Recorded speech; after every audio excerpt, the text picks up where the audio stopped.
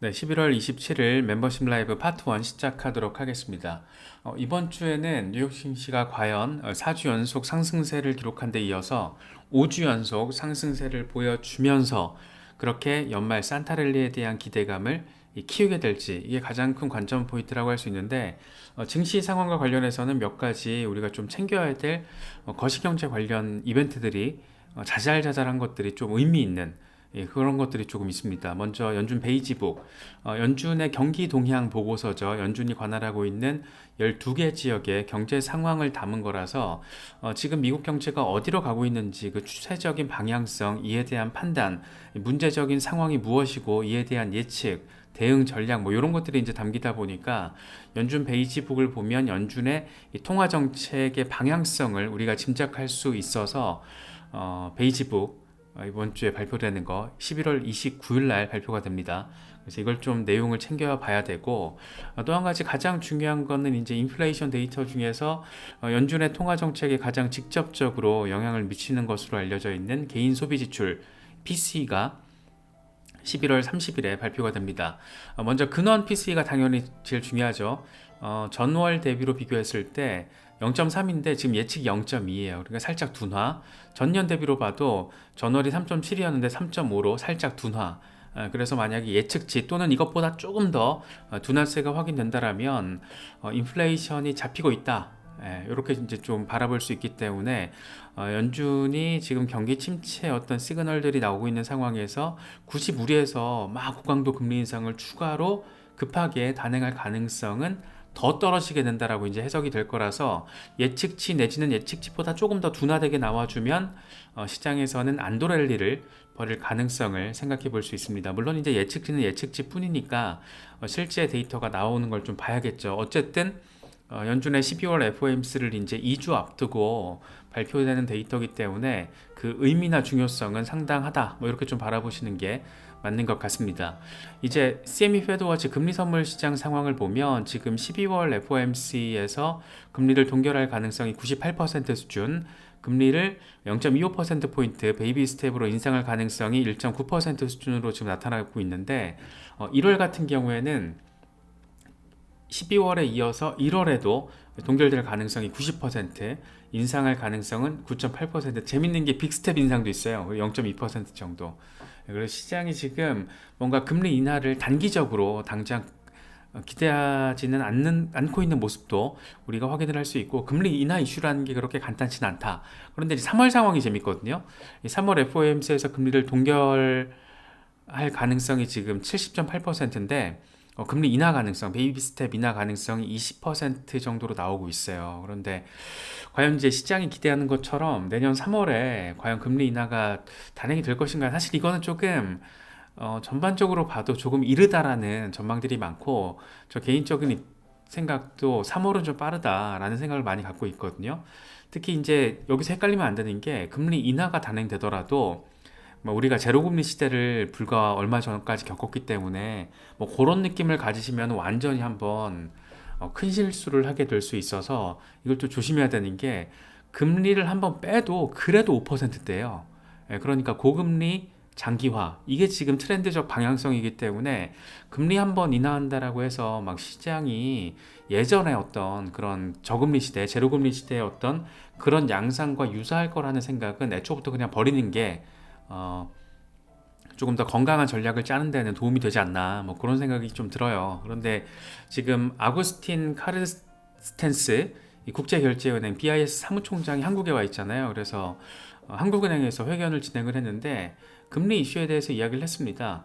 이 대부분의 중앙은행들이 금리 인상을 거의 끝낸 상황이다. 그런데 금리 인하 시기는 당장 내년이라고 보긴 어렵다. 금리 인하가 그렇게 곧장 단행되진 않을 거라는 얘기를 하는 겁니다. 그러면서 하는 얘기가 이게 설득력이 있거든요.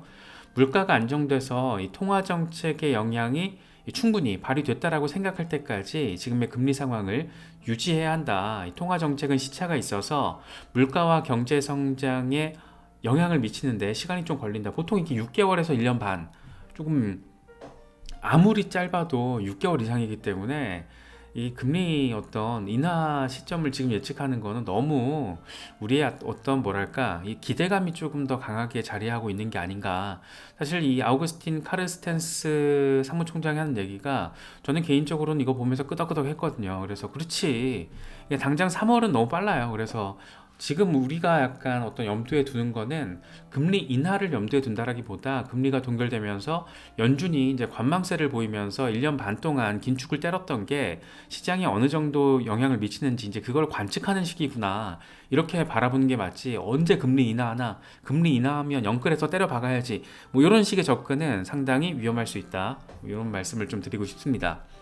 비트코인 같은 경우에는 38,000달러 주변에 이 저항이 상당히 강하다라는 것을 계속해서 좀 확인을 해주고 있죠. 지금 37,000달러가 깨질 뻔했는데 장중 바로 조금 밀어 올리더라고요. 그래서 일단 37,000달러 위에서 지지를 받으려는 힘 정도는 느낄 수 있었고, 과연 관건은 이렇게 38,000달러를 뚫어내면서 4만 달러의 강력한 저항 구간을 향해서 나아갈 수 있을 것인가? 예.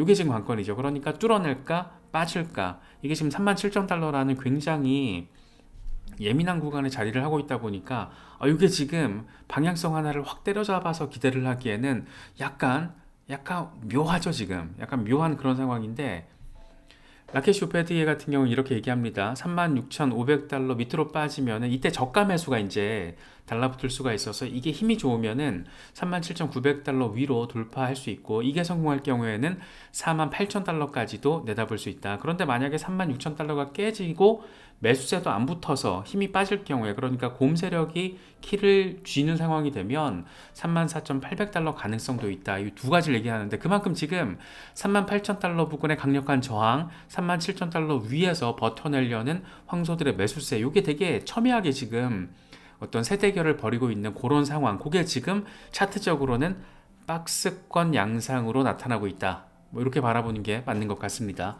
12시간 차트인데 암호화폐 분석가 맥스가 이런 얘기를 해요. 지금 33일 동안 상승세가 둔화된 모습이 확인되고 있어. 그런데 지금 상승 삼각형의 어떤 박스권에서 지금 통합이 되고 있거든.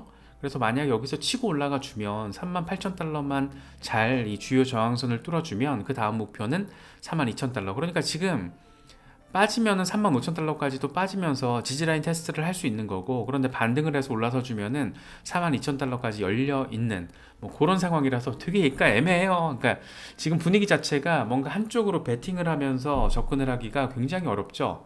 굉장히 예민하고 어려운 상황이라고 할 수 있습니다. 이 크립토 MB 같은 경우에는 이게 지금 데일리 차트인데 인버스 차트예요. 아래로 빠질수록 가격이 높아지고 있죠. 인버스 차트인데, 인버스 차트에서 디센딩 트라이앵글이 지금 형성되고 있어. 그래서 약세론자들이 옳았어. 가격은 더 빠질 거야. 그러니까 아래로 갈 건데 가격은 더 올라간다라는 거죠. 인버스 차트니까. 그래서 이 사람 같은 경우에는 지금 조금 강세 베팅을 하고 있는데, 사실은 37,000달러 구간에서의 지지 여부가 지금 굉장히 예민하다. 이렇게 중립적으로 표현을 하면 그렇게 바라볼 수 있을 것 같아요. 이 닥터 프라핏 같은 경우에는 이 양반은 38,500달러에서 쇼치라고 주장을 했던 사람인데, 이런 얘기를 합니다. 이 38,500달러에서 내가 쇼치라고 말했던 거에 대해서 사람들이 나중에 이제 고맙다고 얘기를 하게 될 거야. 더 큰 퍼드와 결합된 마지막 덤프 이제 가능성이 있어. 그러니까 지금 구간에서 더 빠질 수 있어. 하지만 강세장은 큰 두려움에서 시작이 된다. 다시 말해서 이 사람 얘기는 38,500달러에서 쫓았지. 덤핑이 나올 거야. 덤핑이 나오는데 어디까지가 될지 모르겠지만 강력한 덤핑, 거의 마지막 덤핑 한번 나오고 거기서 이제 말아 올릴 거야. 이제 반감기 랠리, 비트코인 현물 ETF 랠리, 그 두 가지 이슈를 소화하는 랠리가 본격적으로 시작이 될 거야 라는 얘기를 하고 있는 겁니다. 그러니까 더 빠질 가능성은 있지만은 굉장히 핵심적인 두 가지 메타가 지금 대기하고 있어서 그 메타의 힘을 입어서 결국에는 나아갈 것이다. 랠리를 벌일 것이다. 이런 얘기를 지금 하고 있는 겁니다. 물론 이제 이런 분석가들의 얘기가 100% 적중하는 게 아니죠. 닥터 프라핏만 예를 들어도 이 양반은 비트코인이 3만 달러 돌파할 때 그 직전에 그런 얘기를 지속적으로 강조했던 게 뭐냐면 2만 3천 달러까지 한번 빠진다. 이쪽에 지금 유동성이 대기하고 있어서 필연적이다. 이걸 엄청나게 강조했어요. 이 사람 말로는 자기가 유일하게 올해 들어서 한번 예측이 틀린 게 그거라고 얘기를 하고 있는데, 어쨌든 분석가들의 주장이라는 게 당연히 100%는 없죠. 100%의 어떤 걸 바라는 거는 돈 내고 사서 보는 정보에서도 100%는 기대하기 어려워요. 네, 그래서 이런 거를 이제 우리 같은 개미들의 입장에서는 여러 가지 지금 얘기들이 비슷하지만 좀 차이점이 있잖아요. 여기서 교집합을 꺼내내면서 상당히 그래도 팩트와 근접한 교집합을 우리의 전략으로 가져오는 게 중요한 거지. 그래. 38,000달러 뚫어낼 거야? 라고 생각을 해도 오류가 되는 가능성이 있는 거고, 그래. 42,000달러 가는 거야? 라고 단정을 해도 오류가 될 수 있는 거고, 이 사람 말처럼 38,500달러에서 쇼친 게 과연 어디까지 쇼쟁이들이 수익을 볼 것인가? 이건 또 다른 문제거든요. 예를 들어 갖고 36,500달러에서 바로 말아 올릴 수도 있는 거잖아요. 아니면 정말 재수없게 최악의 경우에 3만 달러 초반까지 갈 수도 있는 거고, 그건 모르는 건데 어쨌든 지금 분위기가 전반은 그렇다라는 거죠. 그런데 그 분위기의 양측 위쪽과 아래쪽에 딱 그 굉장히 중요한 지지라인에 지금 비트코인이 박스권 행보를 하면서 간을 보고 있다. 이렇게 조금 바라보는 게 지금은 조금 적확하다. 그래서 지금은 예민하기 때문에 한쪽 방향성을 놓고 이 선수들이 아니라면 내가 정말 어떤 선물 트레이딩을 굉장히 잘하고 내공이 있고 현물 트레이딩도 자신이 있는 경우가 아니고 약간 밋밋한 일반적인 개미다라면, 우리 같은 딱 그런 경우라면 지금은 적어도 최소한 확실한 건 베팅할 시기는 아니다. 한쪽 방향성을 놓고 베팅할 시기는 아니다. 다만 이제 모아가기 전략으로 가시는 분들은 조금씩 분할 매수 구간 정하셔가지고 전략에 맞게 대응하실 수는 있겠죠. 크립토 타이탄 같은 경우에는 37,800달러 돌파할 경우에는 41,100달러, 36,200달러 깨질 경우에는 35,400달러 이런 얘기를 하고 있습니다. 거의 고만고만해요. 지금 전략가들이 얘기하고 있는 것들도.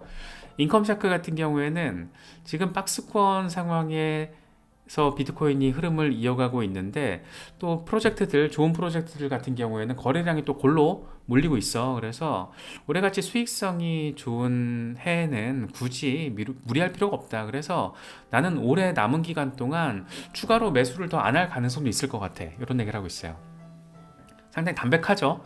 그러니까 지금 올해 수익을 많이 봤을 거잖아요. 그러니까 예를 들어서 올해 지금 뭐 10월, 11월 달에 정상적으로만 대응을 하셨어도 수익 많이들 보셨을 거잖아요.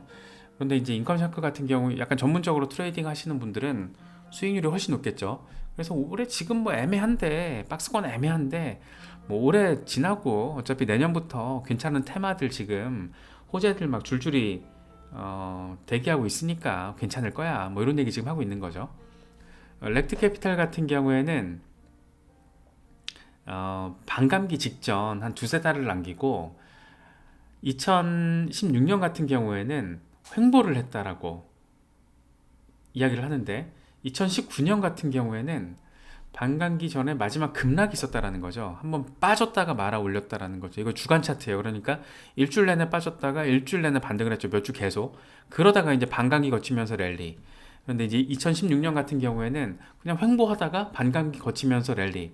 그러니까 올해 같은 경우에 과연 2016년의 상황이 될 것이냐, 2019년의 상황이 될 것이냐, 뭐 요거는 지금 예상하기는 어렵지만 막연하게 또 두 가지 굉장히 의미 있는 이벤트들이 대기를 하고 있으니까 그냥 오를 거야, 이렇게만 또 생각하긴 또 어렵다라는 얘기를 하고 있는 거죠. 그래서 지금 이제 어떤 대응을 하시려는 분들 많이 계실 텐데, 뭐 단기 대응이 됐든 중장기 대응이 됐든 일단 반등 재료들이 지금 대기를 하고 있다라는 거는 분명하잖아요. 특히 이제 비트코인 현물 ETF 같은 경우에는 변수가 좀 있지만 비트코인 반감기는 변수가 아니고 상수잖아요. 정해져 있는 거. 그래서 지금 최대 두 가지, 최소 한 가지 이게 지금 예정이 돼 있기 때문에 이런 상황들을 생각하시면서 대응을 하시면 더 좋을 것 같습니다. 네, 이더리움 같은 경우에도 지금 2,000달러 간당간당 걸려 있는데, 라크 데이비스가 이더리움에 대해서 이더리움에 지금 대기하고 있는 호재들 몇 가지를 이야기를 합니다. EIP 4844가 완료가 되면 레이어 2 수수료가 인하가 되고 이더리움 현물 ETF 대기가 되고 있고, 레이어 2에 대한 채택이 또 증가를 하고 있고, 거기다가 이더는 계속 소각되고 있고 스테이킹 되고 있고 거래소에서 유출되고 있어.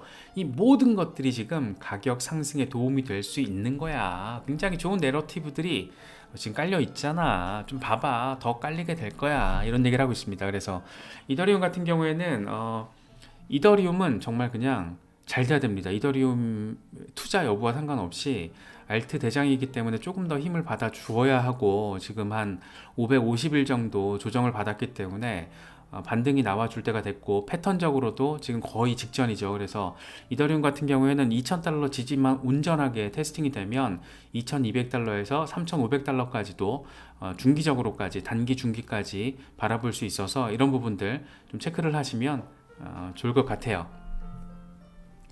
이 토르 하트비그센이라는 디파이 리서치 분석가래요. 그런데 이 사람이 이런 얘기를 하더라고요. 지금 이번에 반등을 한 거 유동성은 비트코인과 이더리움에도 돈이 많이 흘러 들어갔지만 스테이블 코인 유동성도 굉장히 늘었어. 총 공급량이 크게 증가했어.